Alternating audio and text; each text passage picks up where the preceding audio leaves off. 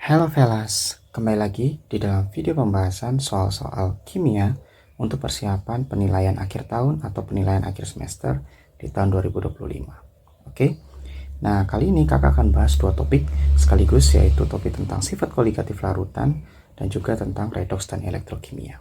Oke, simak sampai akhir. Oke, soal yang pertama berkaitan erat dengan konsep dasar tentang sifat koligatif larutan. Oke, tentang pengertian definisi. Jadi sifat koligatif larutan ialah sifat larutan yang hanya dipengaruhi oleh banyaknya partikel zat terlarut. Oke, jadi kalau misalnya banyak partikel zat terlarut ini dalam jumlah banyak, otomatis sifat koligatif larutan yang dihasilkan juga akan semakin meningkat. Seperti itu ya. Jadi opsi B, C, D, dan E bukan merupakan jawaban yang tepat. Oke, soalnya masih tergolong mudah ya, karena soal pemahaman. Kita lanjut ke soal berikutnya. Oke, ini merupakan soal tentang perhitungan ya teman-teman, dimana kita diberikan data konsentrasi dalam bentuk persen. Oke, kemudian kita juga diberikan massa jenis di sini. Oke, ini massa jenis. Ini adalah konsentrasi dalam bentuk persentase, dan kita juga sudah punya massa molekul relatif. Nah, bagaimana sih cara kita menentukan molaritas larutan jika ada ketiga variabel ini? Oke, sejatinya ada rumus praktis nih untuk mengerjakan soal yang tipenya seperti ini. Oke, jadi molaritas itu sama dengan persen kadar dikali dengan angka 10 dikali dengan massa jenisnya dibagi dengan massa molekul relatifnya. Oke, jadi teman-teman tinggal memasukkan saja angka yang ada di soal. Jadi 30 dikali 10 dikali 1,04 dibagi dengan 60. Seperti ini. Sehingga hasil yang didapatkan adalah 5,20. Seperti ini ya. Jadi opsi jawaban yang tepat adalah yang B. Masih mudah? Kita lanjut ke soal berikutnya.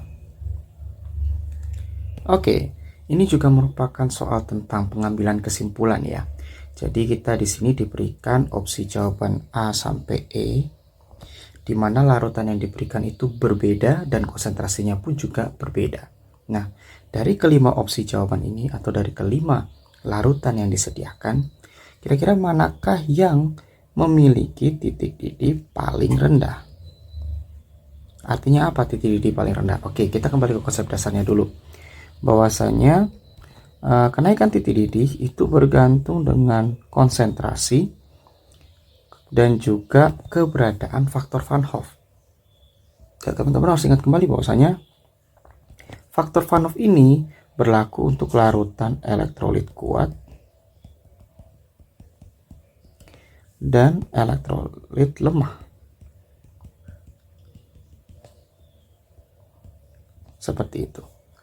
Larutan non-elektrolit tidak memiliki faktor Van Hoff. Kenapa? Karena larutan non-elektrolit tidak dapat terurai dalam pelarutnya. Seperti itu. Atau sulit menghasilkan ion-ionnya. Oke. Nah, sekarang kita coba cek opsi jawabannya dulu. Ada Na2CO3, ada glukosa. Jadi ini glukosa ya. Ini glukosa. Glukosa, terus ini urea. Nah, keduanya ini itu tergolong sebagai non-elektrolit. Kalau mereka termasuk dalam golongan non-elektrolit, pasti nilai perubahan titik didihnya akan lebih rendah dibandingkan dengan yang elektrolit, baik itu elektrolit kuat maupun elektrolit lemah. Nah, kalau delta TD-nya itu rendah, otomatis titik didih larutannya juga rendah. Seperti itu.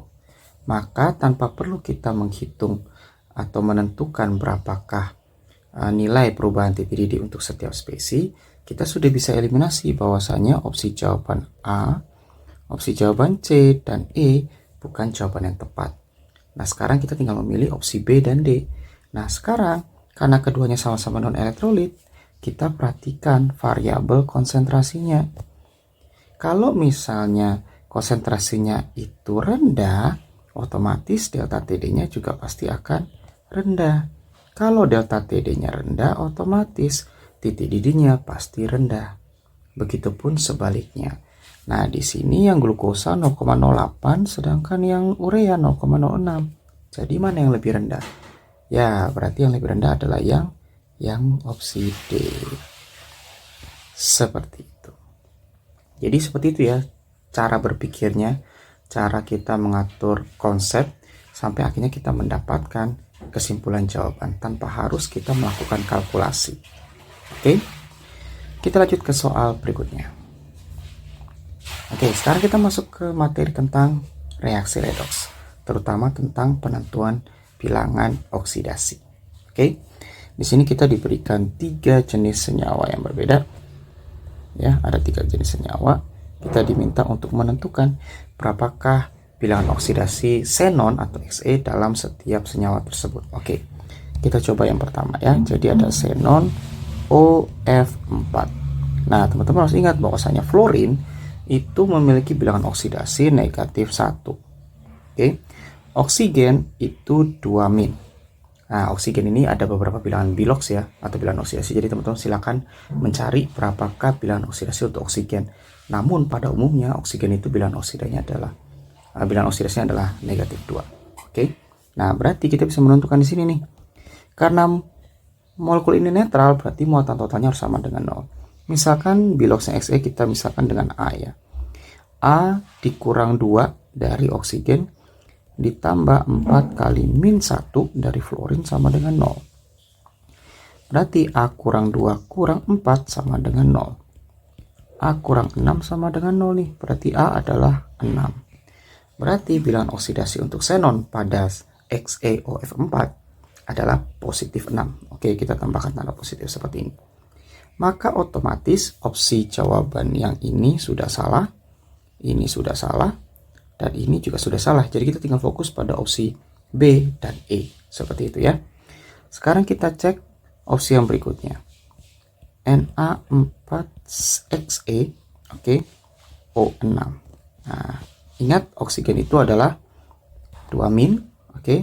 Na ini positif 1. Nah, muatan totalnya sama dengan 0. Oke, berarti 4 dikali positif 1. Kita misalkan dengan B untuk Xe-nya. Ditambah 6 dikali negatif 2 sama dengan 0. Berarti 4 ditambah B dikurang 12 sama dengan 0. Berarti B kurang 8 sama dengan 0. Berarti B sama dengan positif 8. Nah, opsi manakah yang ada positif 8? Opsi B. Selanjutnya, tanpa perlu kita mencari xenon F2, biloks Xe di situ, kita bisa langsung memilih jawaban yang B sebagai pilihan yang tepat. Jadi seperti itu ya teman-teman. Sekalian juga menghemat waktu pengerjaan ujian. Masih semangat? Kita lanjut ke soal berikutnya. Oke, berikut ini yang merupakan reaksi redoks. Oke, kita diberikan 5 opsi nih. Kita harus melihatnya secara spesifik satu persatu.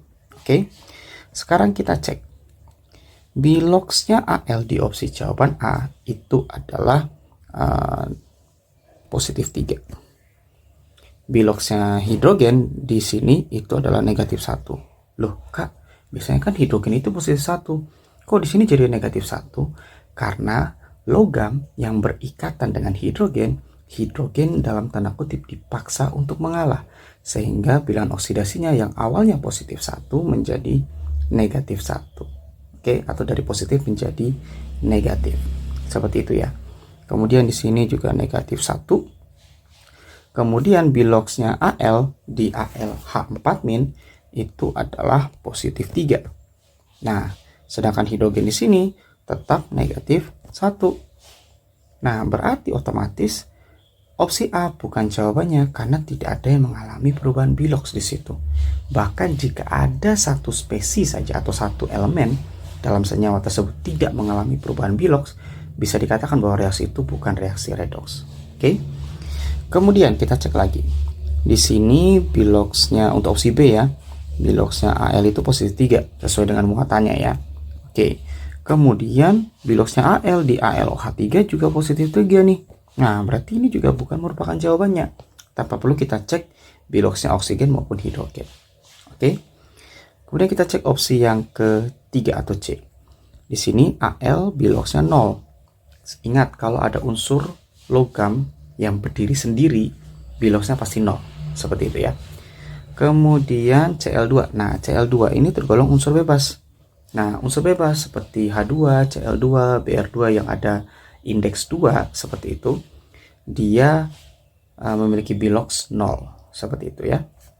Kemudian Al di sini adalah positif 3, Cl itu umumnya Biloxnya adalah negatif 1. Nah, berarti Al dari 0 menjadi 3 itu namanya peristiwa oksidasi, sedangkan Cl dari 0 ke -1 itu namanya peristiwa reduksi. Maka opsi jawaban C adalah pilihan jawaban yang tepat yang merupakan reaksi redoks. Seperti itu. Masih semangat? Kita lanjut ke soal berikutnya. Oke, reaksi ini merupakan reaksi penyetaraan redoks ya teman-teman. Seingat kakak ada 2 metode yang kakak tahu bagaimana cara kita menyetarakan suatu reaksi redoks, yaitu bisa dengan metode perubahan Bilox atau dengan metode setengah reaksi oksidasi maupun reduksi seperti itu ya. Di sini kakak akan menggunakan cara metode Bilox. Oke. Jadi kita tuliskan dulu reaksinya. Mohon maaf. Jadi Fe ya, Fe2 positif ditambah MnO4- ditambah H+ membentuk Fe3 positif ditambah Mn2 positif ditambah H2O. Nah, kita cek nih perubahan Biloxnya ya. Yang paling terlihat sudah pasti Fe2 positif menjadi Fe3 positif ya. Jadi dari positif 2 menjadi positif 3 nih. Berarti dia mengalami peristiwa oksidasi sebanyak 1 elektron. Oke. Kemudian kita cek perubahan Bilox dari Mn ya. Oke, di sini dengan di sini.